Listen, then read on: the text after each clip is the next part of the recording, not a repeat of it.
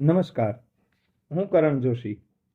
મિત્રો, આમ તો આપણા હિન્દુ ધર્મમાં ઘણી વિદ્યાઓ છે કે જેને વિજ્ઞાને પણ સ્વીકૃતિ આપી છે અને દુનિયાના લોકો આજે પણ તેનો ઉપયોગ કરે છે, જેમ કે જ્યોતિષ વિદ્યા, આયુર્વેદ વિદ્યા, યોગ વિદ્યા, વાસ્તુ વિદ્યા, વ્યાકરણ વિદ્યા વગેરે વગેરે. પણ ઘણી એવી વિદ્યાઓ પણ છે કે જેને હજુ પણ વિજ્ઞાન સમજી નથી શક્યું, અથવા તો એમ કહી શકાય કે વિજ્ઞાનની સમજ એટલી વિકસિત નથી થઈ શકી કે તેને સમજી શકે. એવી તો ઘણી વિદ્યાઓ છે કે જેનું રહસ્ય આજ સુધી નથી ખુલ્યું, પણ એમાંની 3 વિદ્યાઓ વિશે આજે આપણે સૌ જાણીએ.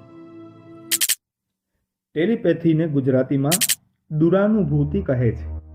ટેલી શબ્દથી જ ટેલિફોન, ટેલિવિઝન જેવા શબ્દો બન્યા છે. આ બધા યંત્રો દૂરના ચિત્રોને અને સંદેશાઓને પકડી લે છે. માણસના મસ્તિષ્કમાં પણ આવી ક્ષમતા હોય છે. કોઈ વ્યક્તિ જ્યારે બીજાના મનની વાત જાણી લે અથવા તો દૂર થઈ રહેલી કોઈ ઘટનાને પકડી એનું વર્ણન કરી દે તો એને પારેન્દ્રિય જ્ઞાનથી સંપન્ન વ્યક્તિ કહેવામાં આવે છે. મહાભારત કાળમાં સંજય પાસે આ જ શક્તિ હતી. તેણે દૂર ચાલી રહેલા યુદ્ધનું વર્ણન ધૃતરાષ્ટ્રને સંભળાવ્યું હતું. ટેલિપેથીમાં 2 વ્યક્તિઓની વચ્ચે વિચારો અને ભાવનાઓનું આદાન પ્રદાન થાય છે, પણ તેમાં આપણા શરીરની 5 ઇન્દ્રિયોનો ઉપયોગ નથી થતો. એટલે કે જોવાની, સાંભળવાની, સૂંઘવાની, સ્પર્શની અને ચાખવાની શક્તિનો ઉપયોગ નથી થતો. પણ ટેલિપેથીમાં આપણા મન અને મસ્તિષ્કમાં રહેલી શક્તિ કે જેને છઠ્ઠી જ્ઞાનેન્દ્રિય પણ કહેવાય છે, તેનો ઉપયોગ થાય છે. જેની પાસે છઠ્ઠી જ્ઞાનેન્દ્રિય હોય છે એ જાણી લે છે કે બીજાના મનમાં શું ચાલી રહ્યું છે. વેદ, પુરાણ, મહાભારત અને ઘણા શાસ્ત્રોમાં એવી કથાઓ છે કે જેમાં કહેવાયું છે કે દેવતાઓ અચાનક પ્રગટ થઈ ગયા અને પછી અંતર્ધ્યાન થઈ ગયા.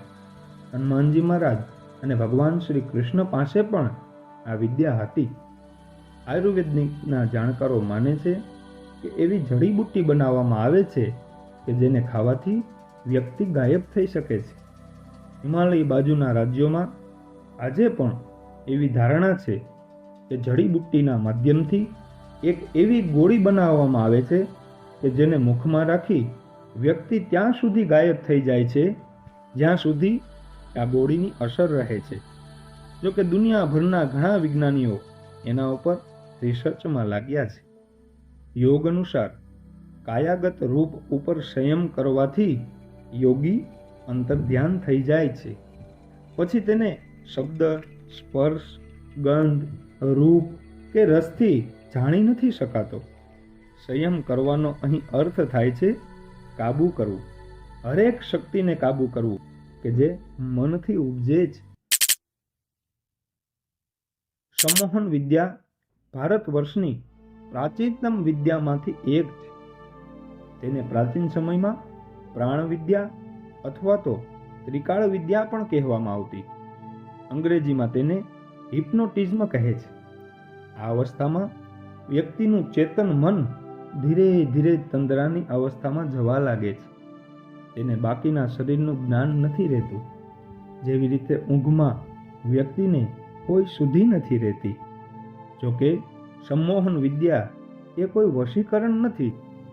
ભગવાન રામ અને કૃષ્ણમાં પણ આ વિદ્યા જન્મથી જ હતી.